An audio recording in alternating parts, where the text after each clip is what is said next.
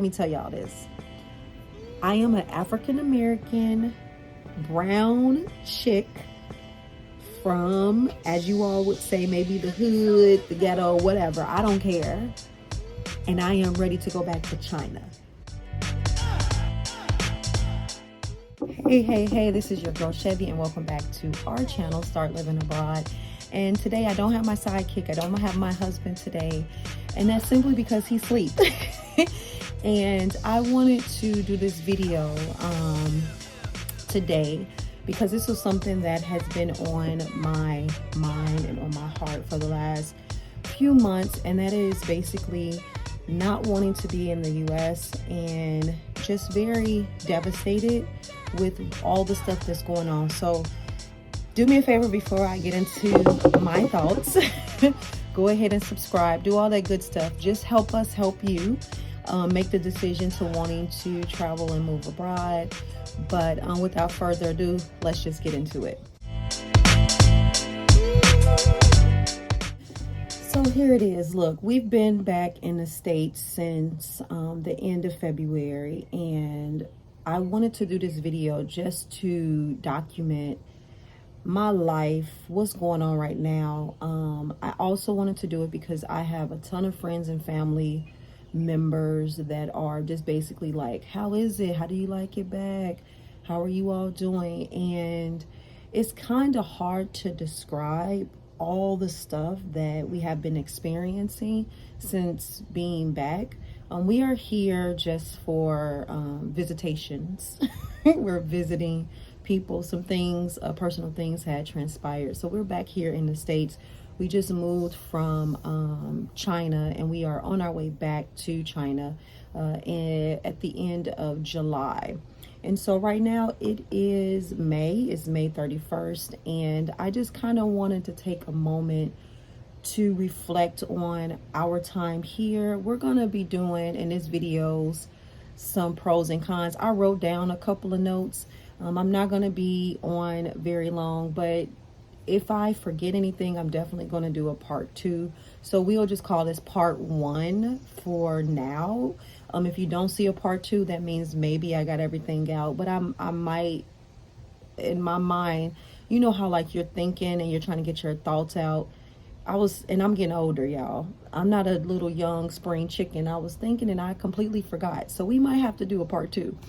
But a little bit about me and my journey. Obviously, I'm outside, so you'll hear probably some beautiful birds chirping and some lawnmowers going and some garages going up and down and cars going back and forth. And that is fine. This is all natural right now. I'm not putting on any airs. I am not... This is, let me just say, this is raw footage, okay? So I would say... being back, so we've been abroad since 2016, my family and I, it's myself, my 2 children, and my husband. And so we've been gone for about 8 years, right? And that's a very long time to be abroad. We've lived in multiple different countries, multiple different cities in different countries. And so I don't want to say the best of both worlds, but my perception and perspective is coming from someone with experience. And do I know it all? No, but I just want to say that being back here has been being back in the US, it has been very disappointing. I didn't know in coming back that, first of all, my cholesterol is up, my blood pressure is up a little bit, my anxiety is off the charts. I had to go to the doctor because I thought something was wrong with my heart. When I first came back, that first couple of weeks, I fell into a great deep depression, and it was just so crazy because I literally feel like a foreigner in my own country. And that is because of all of the changes financially, economically, landscape, medical, food, everything is not the same. After COVID, I would like to say that this place is unrecognizable for a lot of expats. So if you are living abroad and you come back, I feel like we've come back to a completely different world. I don't even feel like I belong, and I feel out of place, and I feel a lot of pressure. So I have a couple of notes. I know that's a lot, and you all are like, dang, Chevy, that's a lot, that's heavy. But I mean, it's real, and I knew that it was going to be different. Did I know it was going to be like this? Absolutely not. I always want to come back home. We haven't been home since 2018, I think. So I wanted to come back home so I can see my family, friends. You do long for nostalgia and things of that nature. But like once that wears off, it's like nothing there, right? And so I wanted to see my family. My parents are getting older. I've had family members that had fallen ill. It's just a lot of things, and it was just good to see them. But since then, in the time that we've been back and seeing everybody and reconnecting and rekindling the fire and the flames of, people, places, and things, I am spiritually, mentally, physically devastated. And it's just so crazy because it doesn't have to be this way. And I'm looking at and I don't want to get into like the political things and stuff like that. I'm just going through my journey and what's going on. But I'm just like in other economies that we've been in, and that we have lived in the last couple of months, within the last, 4 or 5 months, the U.S. has been, I want to say by far the worst. And so I'm just going to go over just real quick my comparisons to living abroad and to being here and experiencing what it is like to come back and just trying to reacclimate back into this war zone, I would say, before heading out.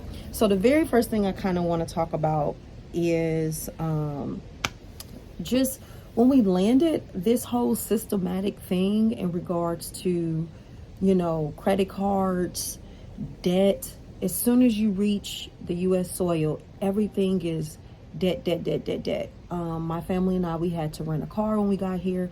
We could not rent a car because, number one, my driver's license was expired. And all the cards were in my name. And we were trying to rent a car, and it was either my husband's driver's license was still available, but our debit cards were in our names. Let me backtrack. So we go to the counter to rent a car as soon as we land here in the U.S. back in February. It is 11 o'clock at night. I pre-registered, but when we got to the counter, they were like, we need a credit card with your name on it. We need the driver's license with your name on it. I was like, okay, cool. Well, can you just use my husband's? No. And automatically it was like, no. I said, well, can you cancel that one and rebook it under his name? No. So that was just weird. And then on top of that, they were like, you can't use your bank card. It gotta be a major credit card. And obviously we don't have credit here in the US. We don't have credit cards. And so we are sitting there, we're like, do you take cash? We haven't been in this system in years. Do you take cash? And it was like, no, we don't. On top of that, because we were in one state and lived in another state, they were like, the deposit for the car is $500 on top of the rental. When I tell you, we were at that counter for a good hour, over an hour, till we literally called our parents and we were like, we need help. We have all these bags. We're sleeping in the airport right now. We have nothing to get to where we need to go. Can you come and get us? And so they jumped in their cars, midnight, 1 o'clock in the morning, drove an hour to where we were, to the airport, did everything. My dad did everything, and we were able to rent the car. So once we got here, immediately when that situation occurred, I was like, I'm ready to go. I just looked at my husband. I was like, I hope this is just a fluke. This is just a one-time thing. You know, it is what it is, and keep it moving. Mind you, we had just left Thailand. We've just left China, where you literally could just walk in with your driver's license to rent a vehicle. And heck, in Thailand, we didn't even have to have a driver's license. We just had our passports, and we just showed them our passports, and you were able to rent a vehicle. And it was the craziest thing. Now, some places in Thailand, you might have to have your international driver's license. Look, let me tell y'all, it is so easy, so simple. So the first comparisons will be that. Not only that, you don't need credit cards, you don't need any debt or anything like that to get the things that you want. So that was definitely a big adjustment, coming back into a system where we haven't paid monthly things, monthly rent, monthly utility bills in years. I haven't paid a bill. The only two bills that we have living abroad are our cell phone bills, which is about $200 for the year, and our groceries, right? Because everything else is paid for. There's no monthly nothing. Everything is paid for in cash up front. Obviously the jobs and things like that we've acquired over the years, they give you housing and tuition and all the good stuff, right? And so coming back here was a big adjustment. I would think the second comparison that I kind of want to talk about is the food. I know I alluded to this at the beginning of the conversation, but literally the same exact foods that we have been eating abroad and eating here are completely different. First of all, my cholesterol was under 200. It was under 100, right? And I'm talking about, I'm eating KFC, I'm eating, Cheesecake Factory, eating Shake Shack, and it's not, let me just as a disclaimer, we're not eating this stuff every day. I'm just saying, you go in here once a month, a couple of times a month, yada, yada, yada. We eat relatively whole foods when we are abroad and been living abroad. But coming back here, I was thinking, maybe we can find some better alternatives, because it's so hard being abroad finding, the stuff that you like. But the food, immediately, the first day I came, that night that my parents came and picked us up, we got the car and we landed, we went to IHOP. I didn't know that eating a pancake and some eggs was going to cause me to have major constipation. And just as a disclaimer out there, the food quality is going to stuff you up. It's going to back you up. I had been dealing with constipation for weeks now, and I've just gotten it under control. This is in February. It is now May. So immediately we tasted chemicals when we started eating the foods here. Everywhere I go, I don't care where it is, all I taste is sodium, salt. I taste butter and I taste chemicals. Even the vegetables aren't as fresh as we would get, being abroad. And then, mind you, a lot of the foods abroad are being imported into these different countries, but it's like the quality is so much better. We don't eat the meat. We weren't eating different companies' meat. So, for instance, Tyson and the chicken is everywhere, right, abroad, but we don't really mess with that chicken. We kind of eat like the local foods there, and the chemicals, the hormones, the processing is completely different.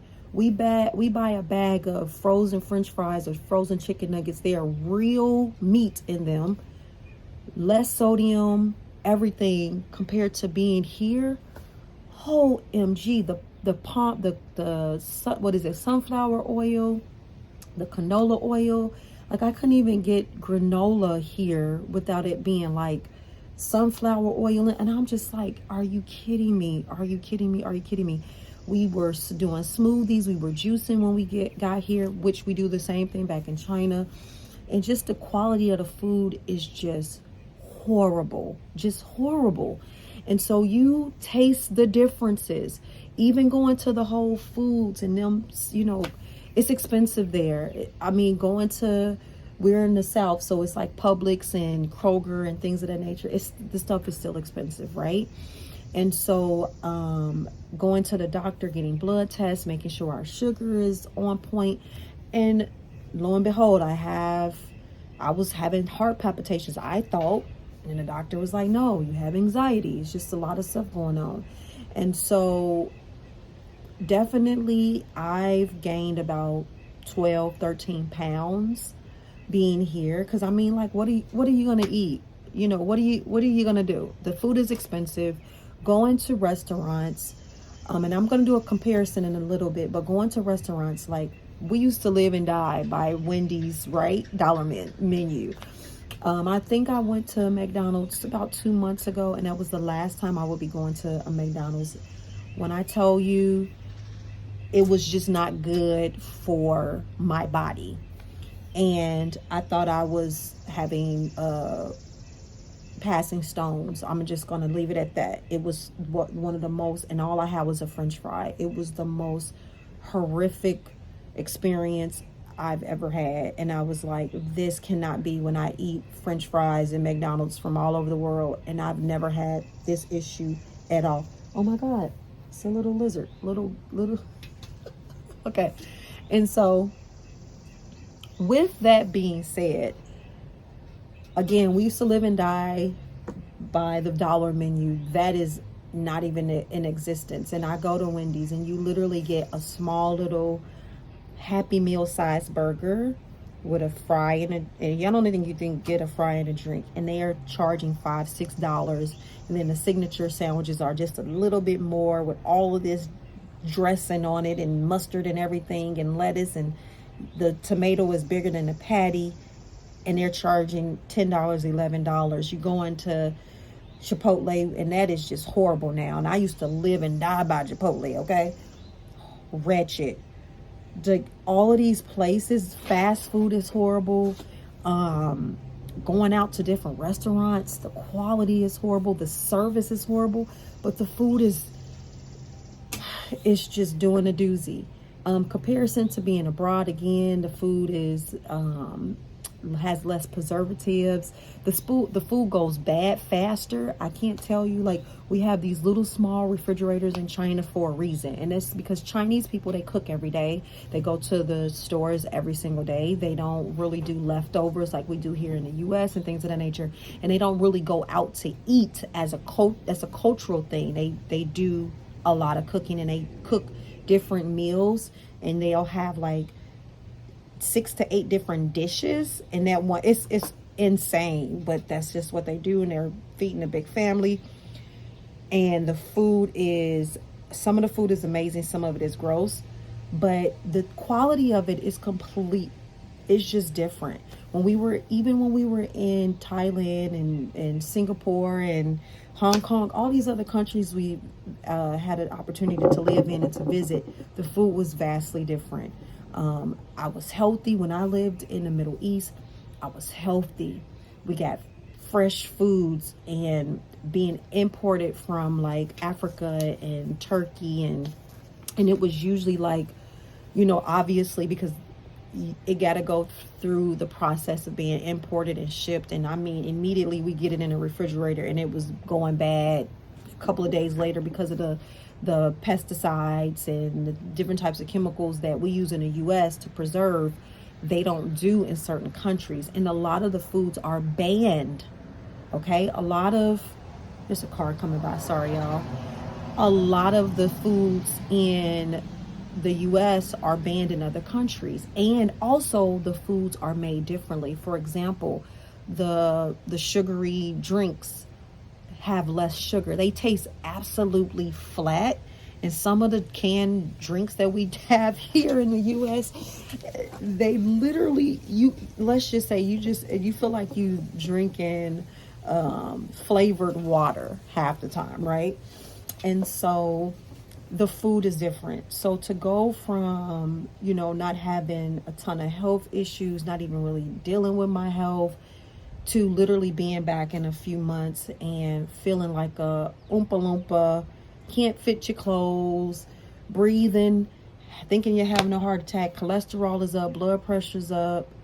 Oh, my blood pressure, I have low blood pressure, but for it to even be elevated to a normal, like I don't even reach 120. It's literally like 90 over 70 something. But the fact that it's like 100, and I'm like, my blood pressure is never that high. Never, okay? Never, because I'm a mother.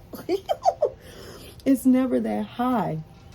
And I mean, just things like that is, the comparisons are real. And so you will see when you go to other countries, the difference between the two. And it's just been, to us, the experience, it's been okay, but we're ready to go.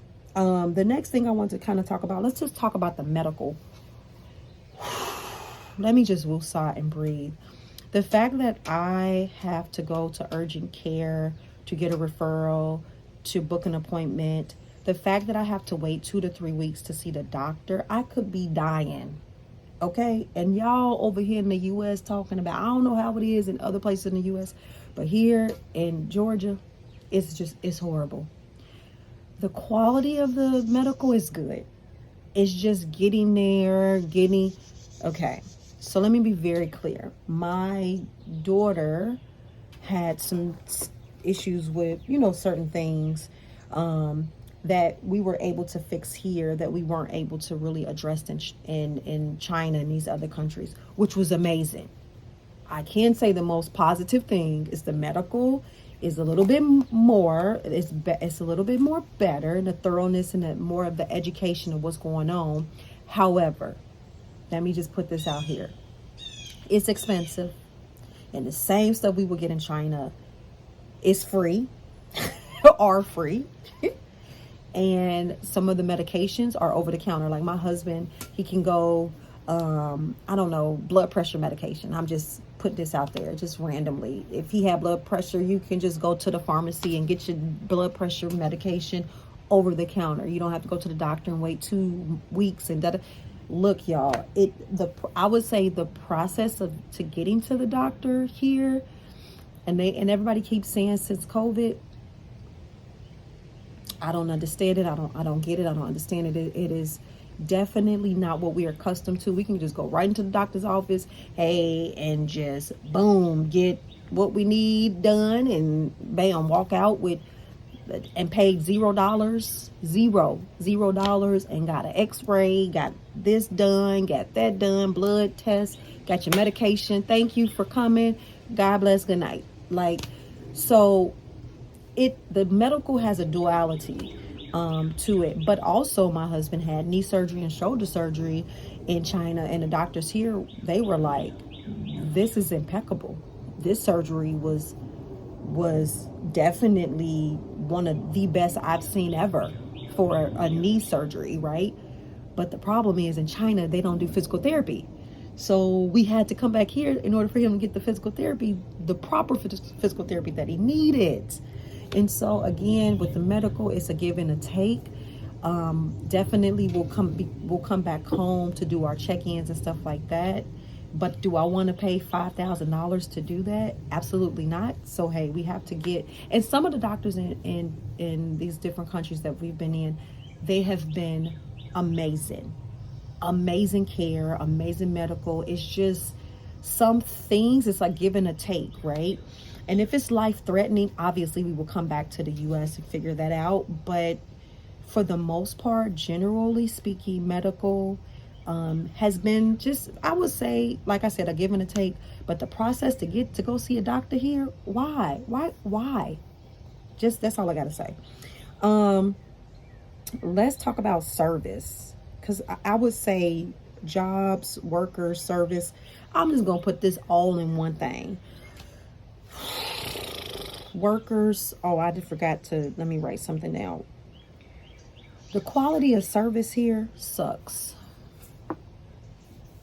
The quality of service here sucks. Customer service sucks. We've been places where service-based places where we had to apply for different services and things of that nature, and the people are just horrible. People are tired. People are being forced to do more, but being paid less. And so the quality of care is less. I'm rolling up into drive-throughs and things of that nature. People on the phone telling me, hold on, they talking, give me your credit card, swiping my, who I have, my job, if I lived here in the US, if I was on the phone at work back when I was growing up, I would get docked, or I would get a warning, and or ultimately you'll get fired. Here, apparently that's not the case. I don't know. It depends on, and I understand y'all about to drill me, and I understand you all are going to say it depends on where you work at and things of that nature and where I'm going and the quality of the people. I get it. I'm not slow. I've been abroad. I've traveled the world. I know what you're about to say. However, minimum wage is trash. However, people are not able to do what they need to do how they want to do it. And so it's a domino effect. I do want to say this. A car is coming by, you all. But I do want to say this and make this very plain. When it comes to salaries and things of that nature, and I told someone the other day, if you lived abroad on a McDonald's, the birds are just going off, y'all.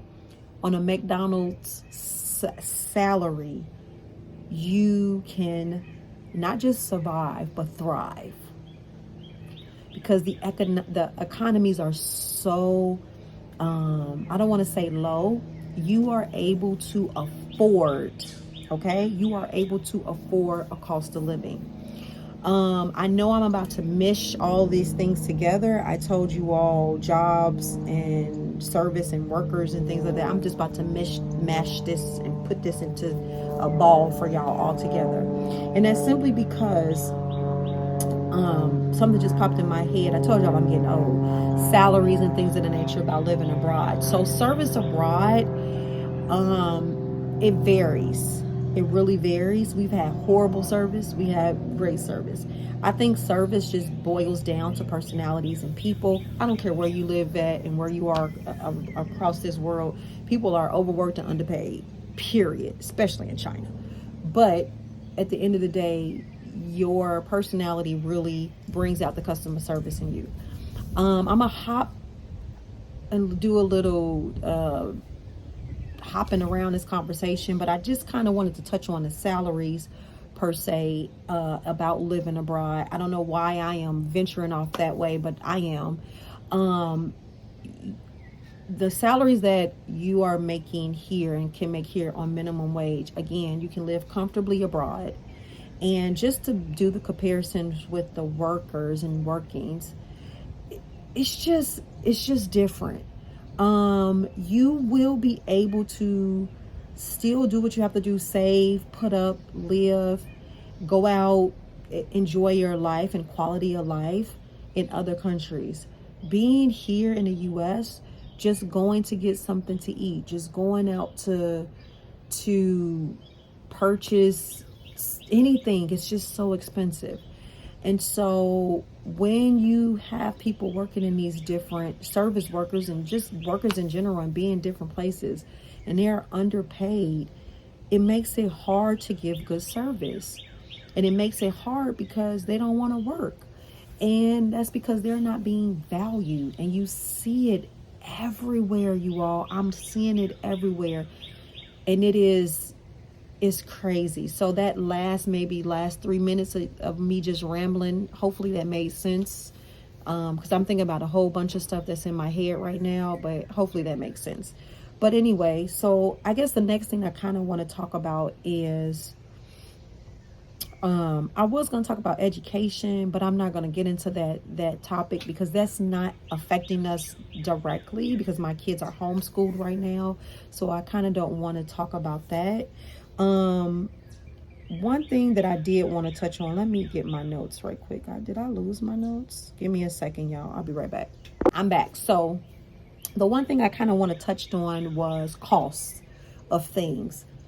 Yes, the USA has lost its mind. Things are so expensive.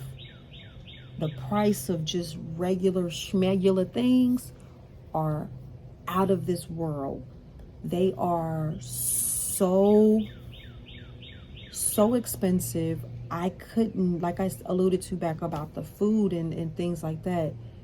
It's insane. For my daughter's birthday, we wanted to take her to like this go-kart place or whatever, and they wanted $69 a person. First of all, $69 a person, and that was a one-time thing. And if you wanted to continue to go back, you had to pay $15 for every ride. And I said, absolutely not. $69 would have paid for my entire family, unlimited, at an arcade place that we were looking at going to, and go-karts and all this other stuff. $69 for probably less than $69 for a family of 4, unlimited play and everything. Here, $69 times.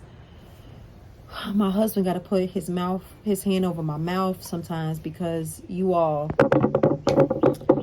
it's unbelievable. It's unbelievable, the cost of things here.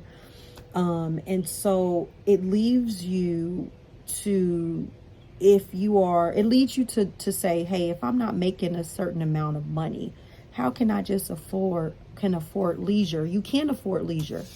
You know, the cost of rent, and I'll talk about that one next. So I'll get to that next, the cost of living next. It's just insane. And for a family, I can understand how people are struggling, how they're trying to make it, how they're trying to just, trying to make $1 out of 15 cents. It's hard to be legit when you're trying to pay your rent. Come on, Tupac. I'm just saying, it is very, very, very difficult. My husband and I, we have ran through 90% of our savings in a couple of months just by surviving here since February. We spent about $1,500 in Thailand for the month, and that was our living accommodations, our food, our leisure, everything, for a family of 4. $1,500 in the US, that is, they can't even pay for your rent, your groceries. Don't let me get on the grocery bill. The groceries, the gas in the tank, things of that nature, just basic necessities. Toothpaste, why toothpaste? Why are you $5? Why are you $6, $7 for some toothpaste? Mouthwash bottle, $8.99. Listerine, come on, have you lost your mind? I will just goggle with baking soda, okay? I will just go to the Aldi's and get me some baking soda and lemon, and hey, call it a day. Things are just sky high. The dollar store isn't the dollar store anymore. What's going on, dollar store? Dollar Tree? It's in the name, dollar. I guess I'm getting attacked. They're not things. It's just it's hyper. What's the word that's above hyperinflation? You got inflation and hyperinflation, and this is just out of this world inflation. For what? In other countries, these same companies are charging way less money for the same item. Way less.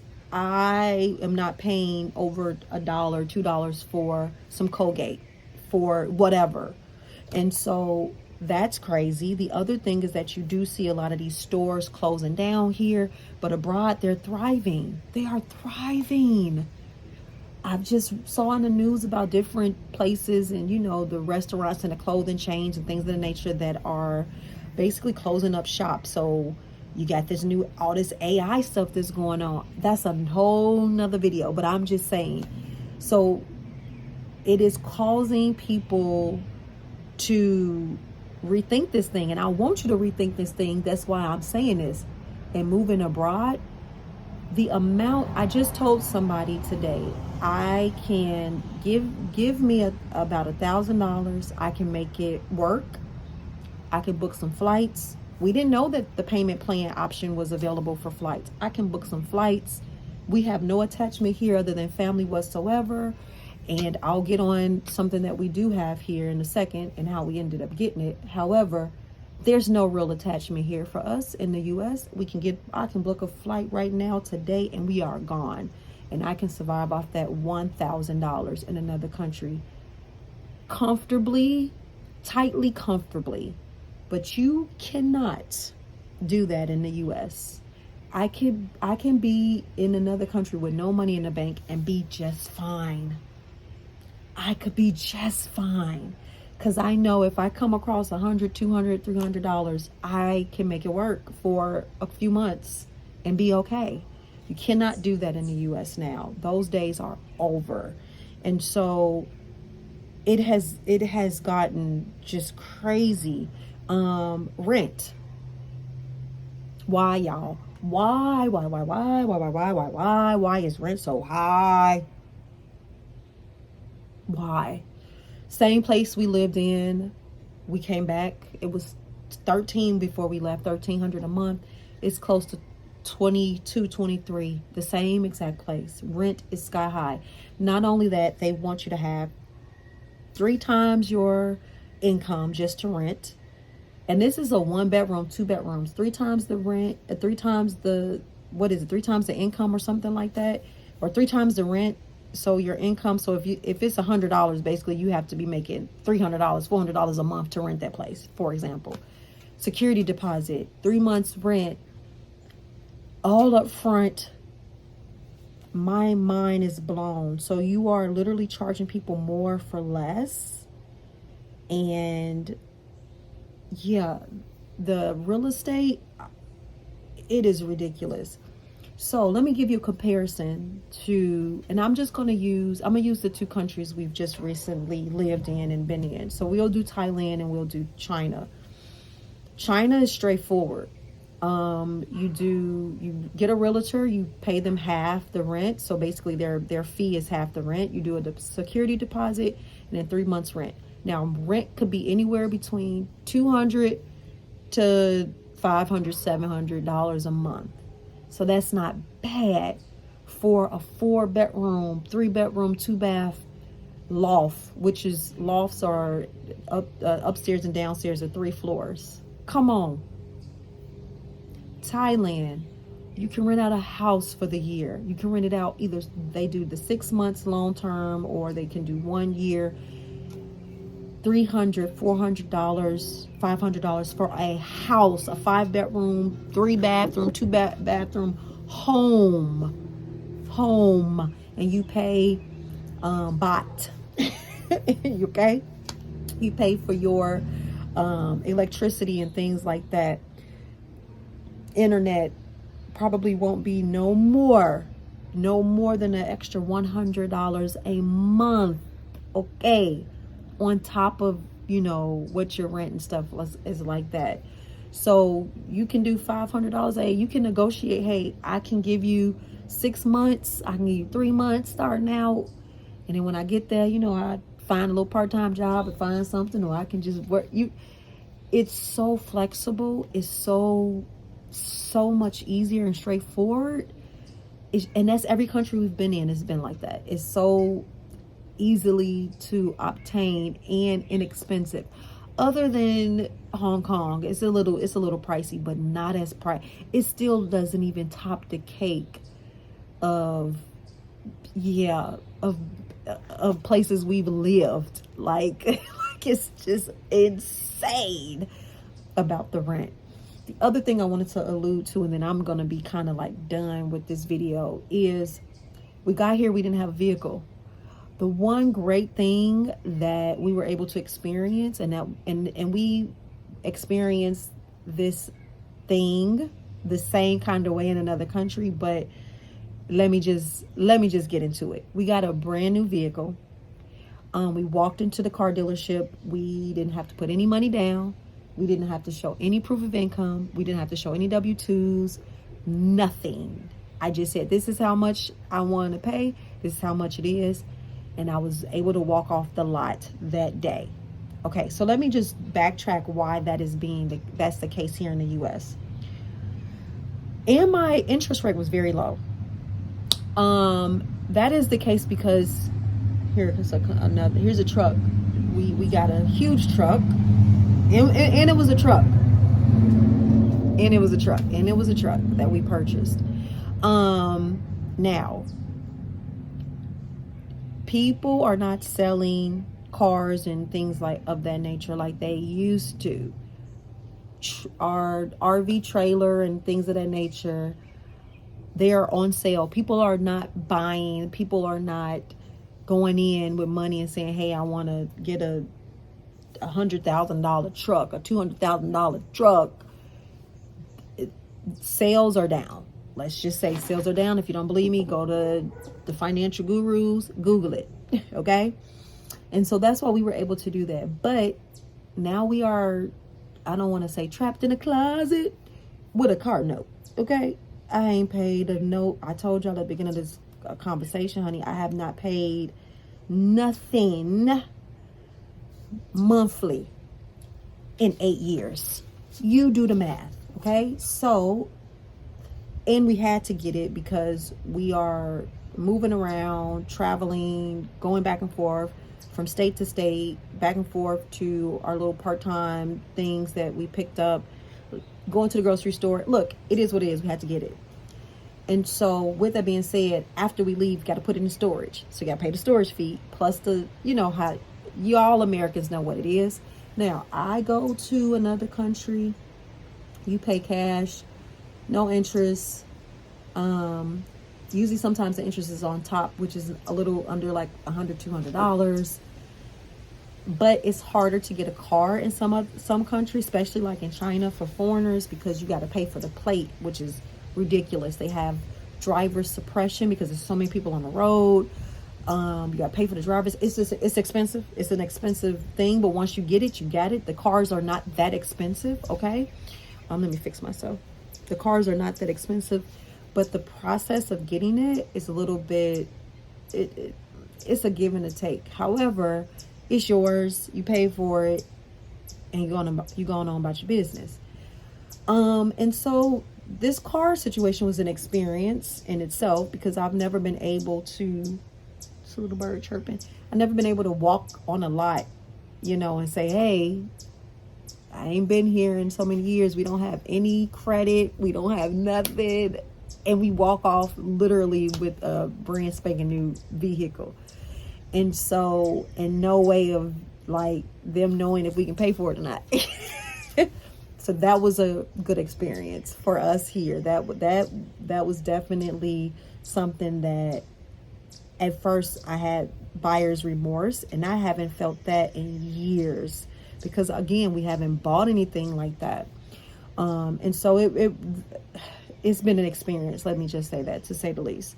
And so, I know I'm going to think of something else at some point, but right now, that is it, y'all. So I thank you all for just listening to my rant, listening to my video diary. Basically, this is what this is, because I want to look back and say, I appreciate where I'm at in life. I appreciate XYZ. But let me just say this I'm going to wait till this car go by because I want y'all to really listen to what I'm about to say. That's the neighbor going into her garage. Let me tell y'all this. I am an African-American brown chick from, as you all would say, maybe the hood, the ghetto, whatever. I don't care. And I am ready to go back to China. Something is wrong with that. Something is seriously wrong with that. And so it brings me to here. We're ready to go. I'm ready to go. Life is, you don't have to put up with where you are unless you want to. And people are like, oh, I can't afford it. I can't. Yes, you can. If you can afford $10 box of cigarettes and $200 pair of shoes and Chick-fil-A that's $10, $12 a meal and $14 you can afford to live abroad, because the money that we spend on groceries a month, $900 and something, $800 some a month on groceries that we have been pretty much purchasing here, not really going out to eat or anything, that $800 literally will last me in another country, and I'll just say China, for a good 2 months, maybe even 3 months. So if you're talking about, oh, I work at McDonald's, I work part-time, I make $200, $300, you know, every 2 weeks, that $200 and $300, honey, can literally, if you make $200-$300 bi-weekly and you bring home $600, for example, I'll use Thailand. You can pay for your rent, which is probably $100, $200 if you are a 1-bedroom. If you have a family like us, you can get something that's $200, $300. So okay, that's your check. Then your food, $100 for groceries for the month, $150. You can rent you a little bike to get around. You can get you a Grab. That's what their taxis are called, Grabs. Inexpensive. You could eat the local food for 50 cents. We went and ate local food, spent $2 for our entire family, and was full. Couldn't even stand up to go eat, you all. So when you are considering your options, and I get it, because the American mind and mentality is so warped with craziness, ridiculousness. Obviously, you're going to think that is so expensive because it's expensive here. It's not expensive on the rest of this planet. It's just not. Opportunities are there for you. Businesses are there for you. Jobs are there for you. And so we are here to give our experiences to leverage what you are talking about. Education is less expensive. The cost of living is less expensive. The quality of life, you can start really enjoying life to the fullest of whatever that means to you when you leave the comforts of your environment and the comforts of what you have been accustomed to. And so I'm just going to leave you all with that. Thank you all for watching. If you are interested in moving abroad, I have an amazing company called Start Living Abroad with my husband. And we have this webinar that we have. And we also have an ebook. You can download our ebook. You can enroll in our course. Our course talks to you about all the paperwork you need, the job sites you need to use, how you're going to make the transition, boots on the ground. So when you get to where you are going, what to do, how to do it, how to maneuver, even if you are a single person or if you have a family. We talk about it all, okay? So we give you enough information for you to make an informed decision. We even talk about how to prepare to get up out of here. So if you own a home, if you own a car, things of that nature, your options and what can you do and how can you do it. If you have a spouse that is looking that's not that they don't want to go abroad, and sometimes people are comfortable, we get that. And the reason why some people think that is because they don't know any better. They don't know the outcome. They don't know what may be lurking out there. My glasses were dirty, that's why I took them off. Maybe, what's going on out there in the rest of the world. And so it is the course is there for you, and it explains so much. So if you are just thinking about it, listen, go to being the website platform, which is fine, but the websites are there. Sign up, watch the webinar, download the ebook, and I have a free roadmap as well. Download this information so you will be informed about what you want to do.